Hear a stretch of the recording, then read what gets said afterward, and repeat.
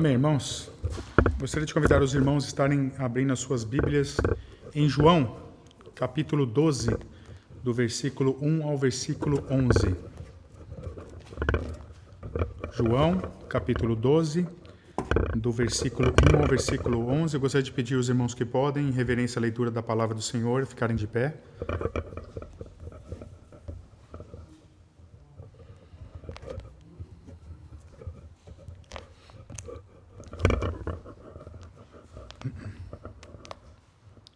Versículo 1. 6 dias antes da Páscoa, foi Jesus para Betânia, onde estava Lázaro, a quem ele ressuscitara dentre os mortos. Deram-lhe, pois, ali uma ceia. Marta servia, sendo Lázaro um dos que estavam com ele à mesa. Então, Maria, tomando uma libra de bálsamo de nardo puro, muito precioso, ungiu os pés de Jesus e enxugou com os seus cabelos. E encheu-se toda a sua casa com o perfume do bálsamo. Mas Judas Iscariotes, um dos seus discípulos, o que estava para traí-lo, disse: Por que não se vendeu este perfume por 300 denários e não se deu aos pobres?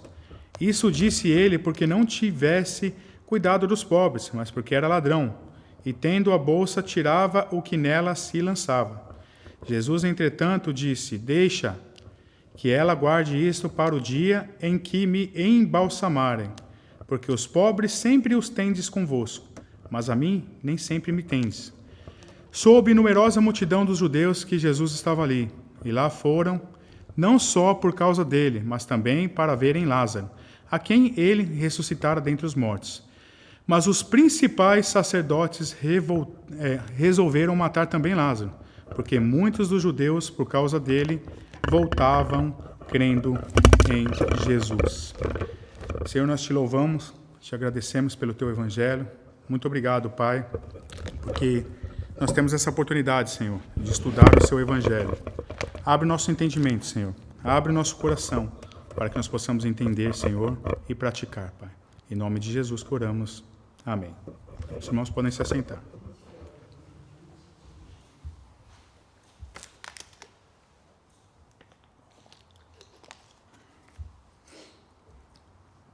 A encarnação do Senhor Jesus marca o apogeu da história. A sua vida não só divide o calendário antes e depois de Cristo, mas também o destino de toda a humanidade. Essa é a importância do ministério e da vida do nosso Senhor Jesus Cristo. Como o próprio Jesus advertiu aqueles que os rejeitaram: a menos que você acredite que eu sou, morrereis nos vossos pecados. João 8, 24. E em outra ocasião também disse: Você acha que eu vim para conceder paz à terra? Digo-vos que não, mas antes divisão. Lucas 12, 51. Como ninguém, o nosso Senhor Jesus Cristo evocava os extremos do ódio e do amor, devoção e rejeição, da verdade e blasfêmia, da fé e da incredulidade. João escreveu o seu evangelho para apresentar Jesus como Filho de Deus e o Messias. Ao fazê-lo, ele também gravou como as pessoas reagiram às reivindicações messiânicas e aos sinais que o Senhor Jesus Cristo fez. O apóstolo cita muitos aqui exemplos de pessoas que acreditavam em Jesus e também pessoas também que o negaram. Então nós vemos os dois extremos sempre.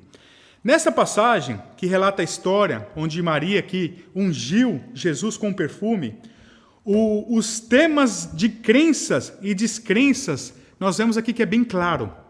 O ato de Maria simboliza a fé e o amor. A resposta fria, cínica de Judas aqui simboliza a incredulidade e o ódio.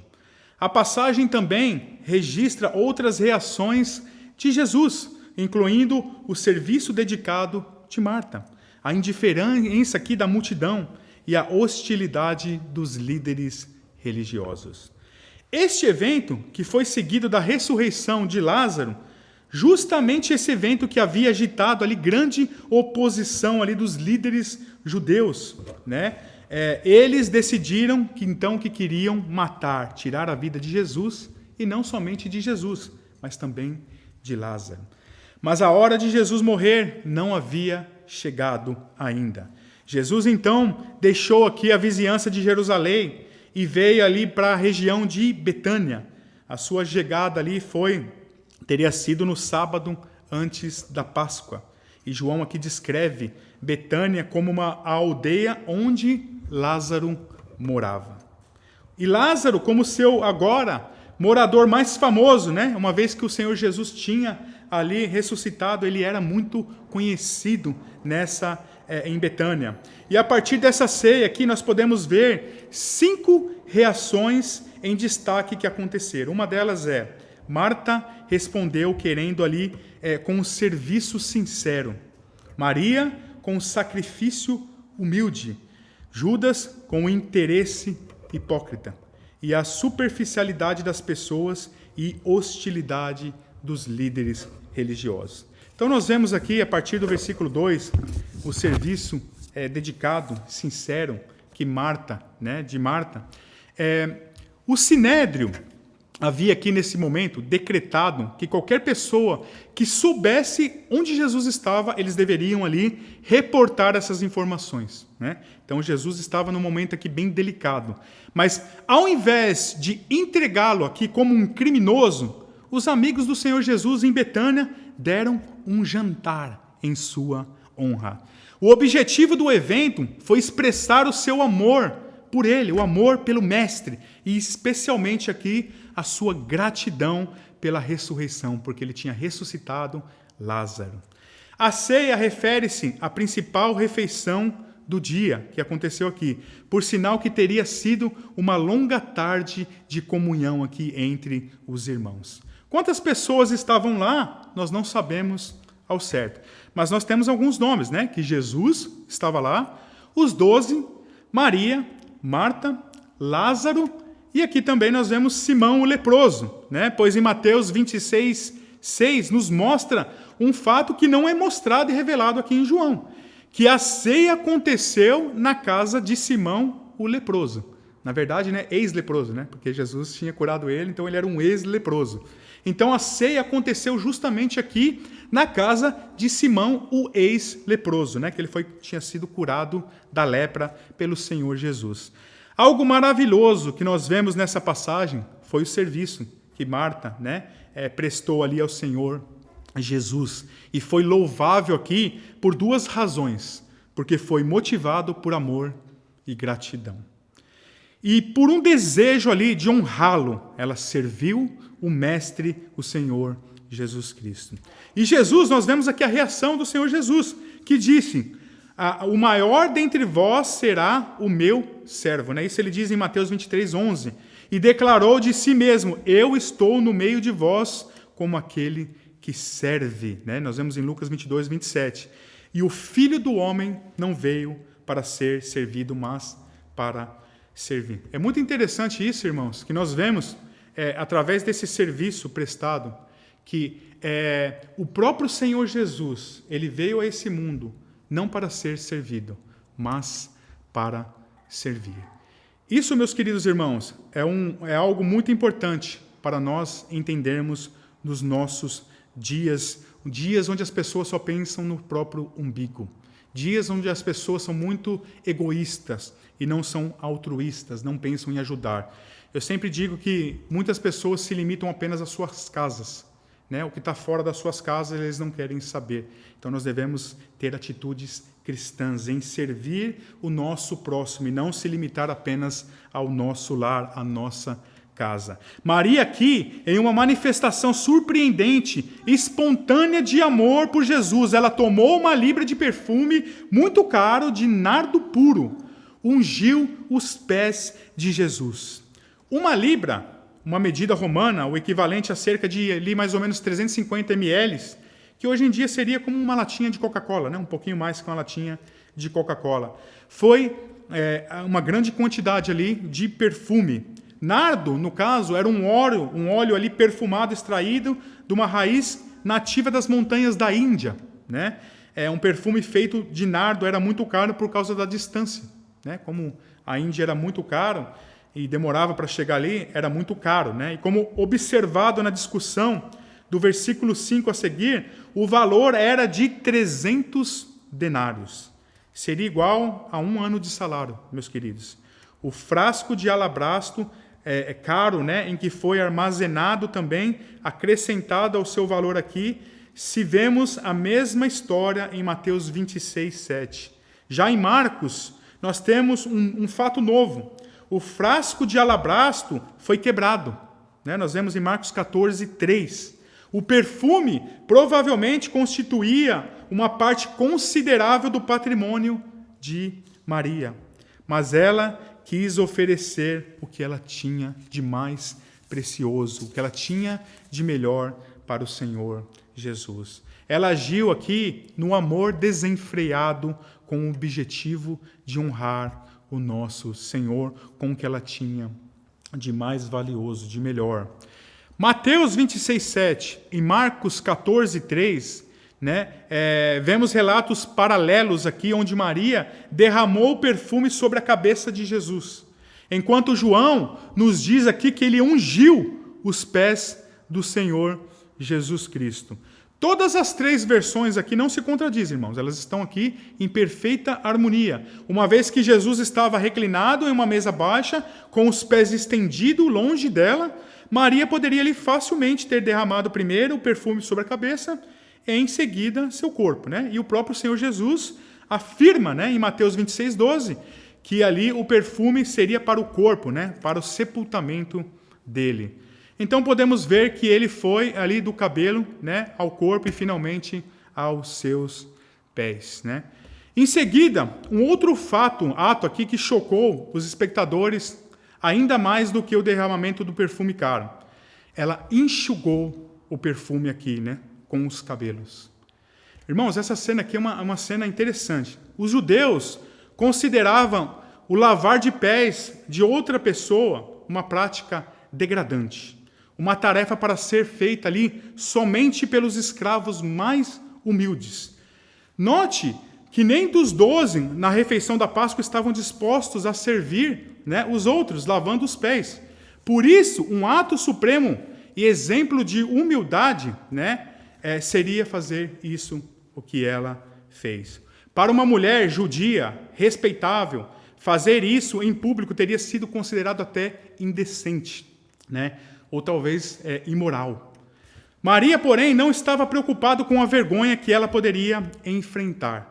Em vez disso, ela estava focada exclusivamente em derramar o seu amor e honrar a Cristo, sem pensar em qualquer vergonha que isso poderia trazer a ela. Grande ensinamento aqui, meus queridos, né, que nós podemos aprender com Maria, pois grande parte dos chamados cristãos hoje tem vergonha do Senhor Jesus. Isso eu digo, meus irmãos, porque pessoas que se dizem cristãs está cheio por aí, né? Agora, pessoas testemunhando Cristo ou lutando pelo seu evangelho, tem muito pouco. Nós evidenciamos o nosso amor pelo Senhor Jesus, quando nós testemunhamos sobre Ele.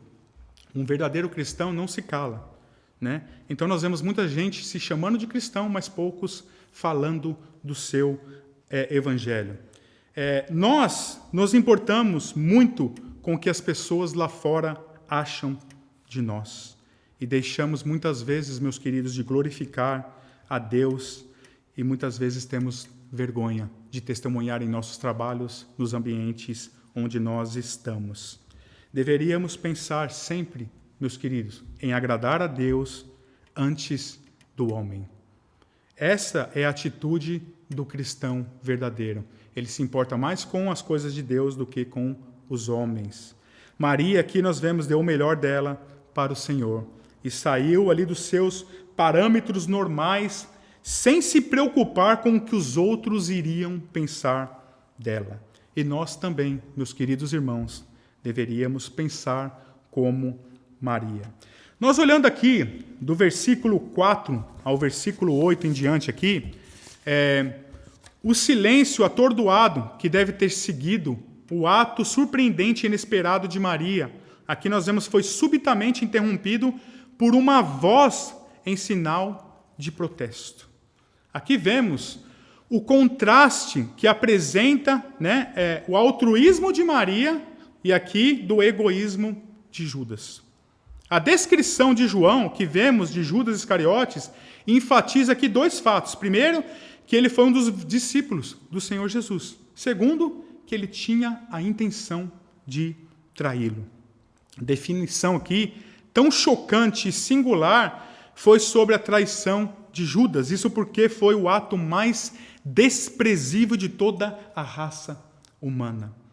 Irmãos, se nós pensarmos nos nossos dias, se você for falar uma ofensa para alguém, né, você está bravo com alguém, ou você nunca esperaria um adjetivo, né, virou até um adjetivo, na verdade, mal. Não existe nada pior do que você ser chamado de Judas. Vocês já pararam para pensar nisso? O que significa isso? Judas, ele traiu o Senhor da glória, o Senhor Jesus. Quando uma pessoa é chamada de Judas Iscariotes, é o pior das ofensas que pode acontecer. E isso porque ele traiu o Rei da glória. E a própria Bíblia diz: ai daquele homem por quem o Filho do Homem é traído. Teria sido melhor para esse homem que ele não tivesse nascido. Cronologicamente, nós vemos aqui, essa foi a primeira vez que Judas é registrado no Novo Testamento. Eles expõem a avareza aqui, a ambição e egoísmo que governava o seu coração. Como um dos que fazia parte do círculo aqui interno de Jesus, Judas tinha ali ansiosamente aguardado uma posição exaltada no reino do Senhor. Mas para ele, esse sonho se transformou em cinzas, né? O Senhor tinha advertido aqui os discípulos da sua morte, que era inevitável. E aí, enquanto a multidão procurava coroar Jesus, né, como rei terreno, Judas pensou: essa é a minha oportunidade, né, de eu me exaltar junto ao Rei da glória, né? E Judas se recusou depois a cooperar quando ele descobriu que o Senhor iria morrer. Ele imaginava que Jesus iria montado num leão, iria acabar com o Império Romano. E depois, quando ele viu qual seria o fim de Jesus, ele o traiu, porque o coração dele não estava voltado para as coisas de Deus. Desiludido, Judas caminhava para um fim trágico por causa da sua ambição. E Judas aqui, sem mais nada a perder, poderia pelo menos obter alguma compreensão ali, né, financeira, pelos 3 anos ali que ele tinha, né, para ele, no caso, desperdiçado com Jesus. João não viu naquele momento, mas escreveu retrospecto aqui, muitos anos depois, e fez o comentário apropriado aqui e verdadeiro, né, o verdadeiro motivo no versículo 6, né, dizendo que ele, isso, né, sobre ele, que ele não estava preocupado aqui com os pobres, né, porque ele era aqui, diz, né, um ladrão. E como ele era o tesoureiro, ele tinha a bolsa. E a intenção dele era furtar o dinheiro, lançar a mão ali na bolsa e pegar todo o dinheiro. Como já observado, o perfume de Maria valia muito dinheiro, uma vez que um denário era um dia de salário de um trabalhador. 300 denários era salário ali de um ano. Tirando ali sábados e outros dias santos que ninguém trabalhava, era mais ou menos mesmo ali, né, o trabalho de um ano. E vendo aqui que muito dinheiro escapava ali do seu alcance, Judas aqui se enfureceu e ele atacou Maria, né? Aqui a desaprovação de Judas com a ação de Maria não estava relacionado com a perda de oportunidade de fazer alguma coisa aos pobres, como ele reivindicava, mas pela sua própria cobiça em roubar a bolsa.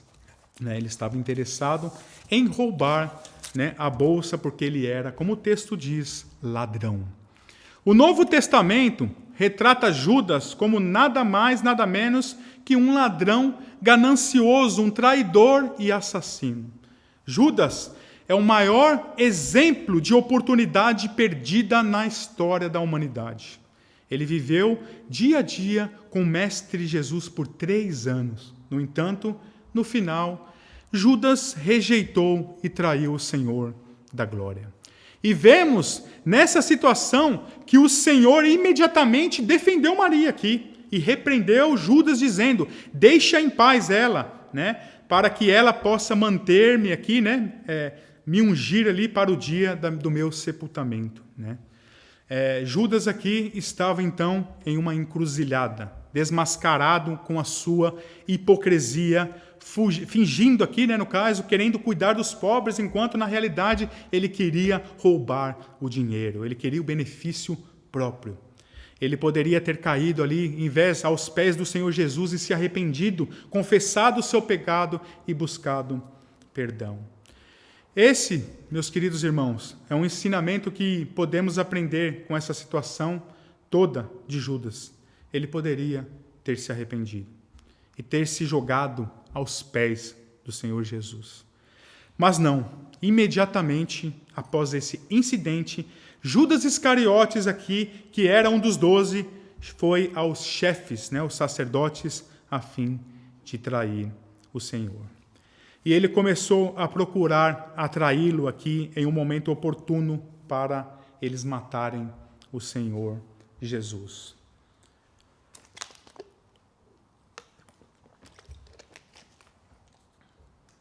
Versículo 9 em diante, podemos ver a superficialidade do povo aqui. No fim do sábado, uma grande multidão de judeus que estavam em Jerusalém para a Páscoa soube ali que Jesus estava em Betânia. O termo judeus aqui não se refere a líderes religiosos, mas para pessoas comuns e que vemos no capítulo 11, versículo 55, que eram judeus comuns que estavam indo para Jerusalém para se purificarem. Eles vieram para Betânia não apenas por causa de Jesus, mas para que eles também pudessem ver Lázaro também, a quem Jesus tinha ressuscitado. Obviamente, ali a notícia desse grande milagre aqui já tinha sido atingido todas, né, as aldeias vizinhas aqui. Essas pessoas ainda não tinham sido abertamente hostis a Jesus, como Judas e os líderes religiosos aqui. Mas nem tampouco foram também comprometidos com ele, com Marta, né, como Marta aqui e Maria nós vemos, né? Eles eram os caçadores de emoção, seguindo o mais recente, né, a mais recente sensação, superficialmente interessados em Jesus, mas espiritualmente indiferentes e finalmente antagônicos ao Senhor. Na entrada triunfal do Senhor, né, que coroaria Jesus, ali eles gritaram: Hosana, bendito o que vem no nome do Senhor. Até mesmo chamaram de rei de Israel em João 12:13. Mas apenas alguns dias depois, eles gritariam: crucifica-o! E em seguida, muitos deles zombariam do Senhor Jesus, pendurando ele ali numa cruz. Uma grande superficialidade, meus queridos, que nós vemos aqui. O povo vê milagre, muitos estão ali seguindo, glorificando e exaltando. Os líderes se ajuntam e mandam crucificar, e muitos se ajuntam e fazem ali o mesmo. Não mudou nada, meus queridos, nos dias de hoje.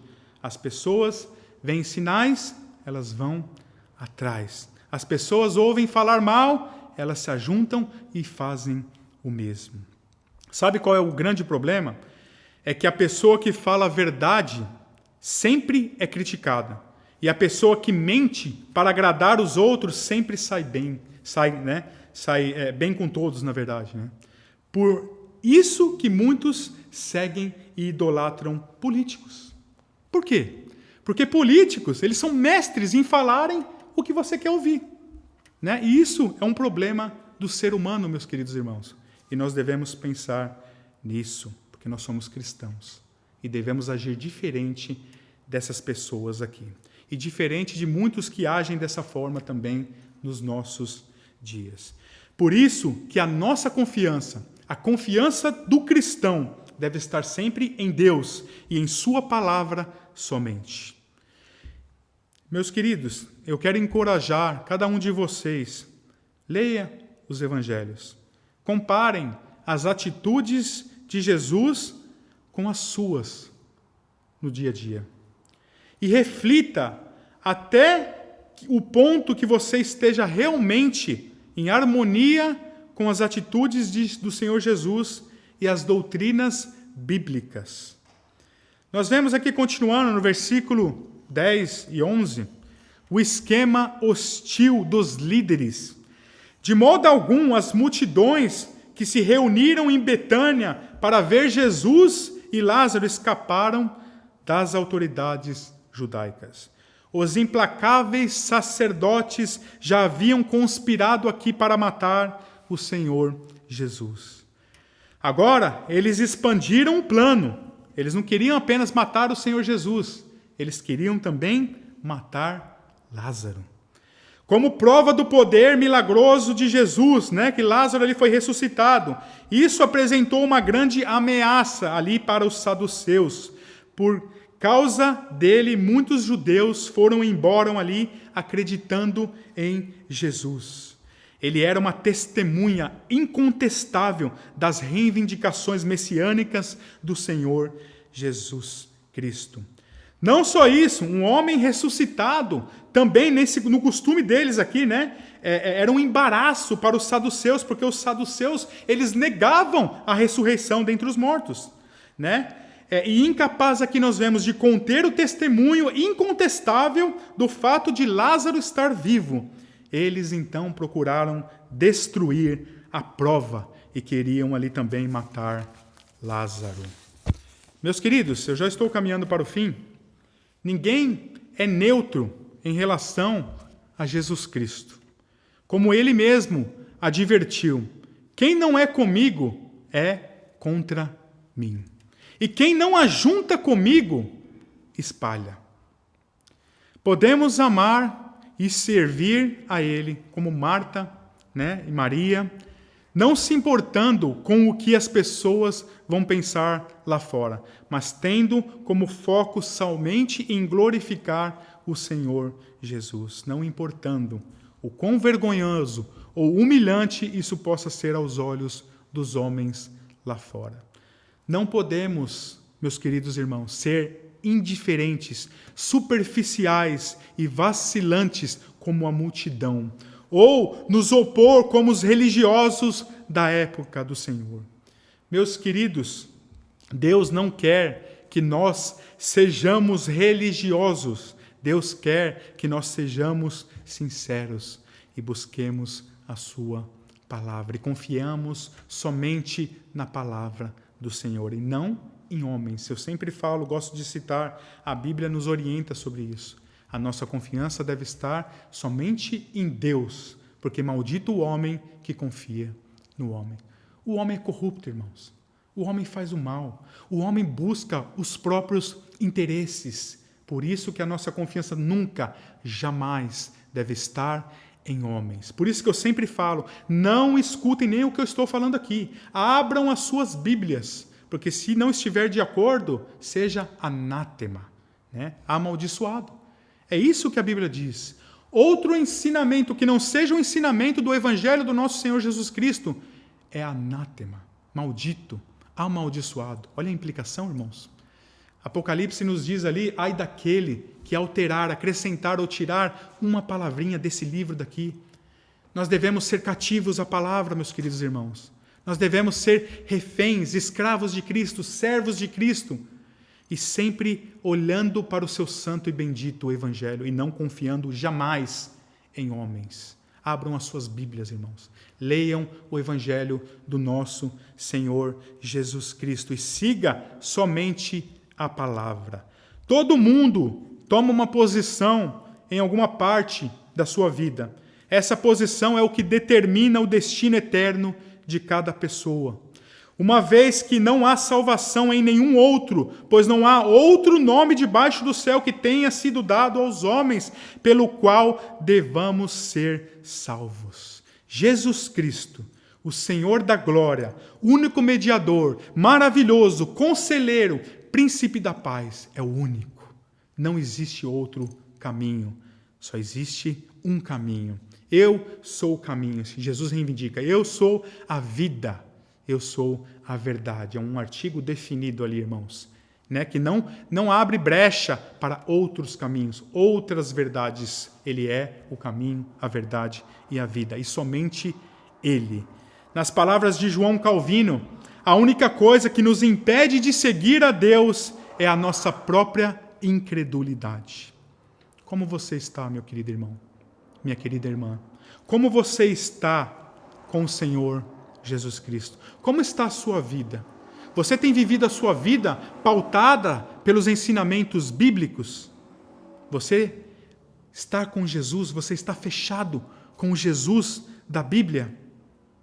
Você um dia entrou na Bíblia, na perspectiva bíblica e começou a aplicar isso para a sua vida? Ou você ainda continua caminhando por você mesmo? Se você caminha com Ele, você tem se posicionado em favor da sua doutrina. Continue, meus irmãos. Mas se você não fez isso ainda, se posicione. Que o Senhor nos ajude. Meus queridos irmãos, que nós possamos, como igreja do Senhor, nos posicionar em favor do Evangelho maravilhoso do nosso Senhor Jesus Cristo. Curve a sua cabeça.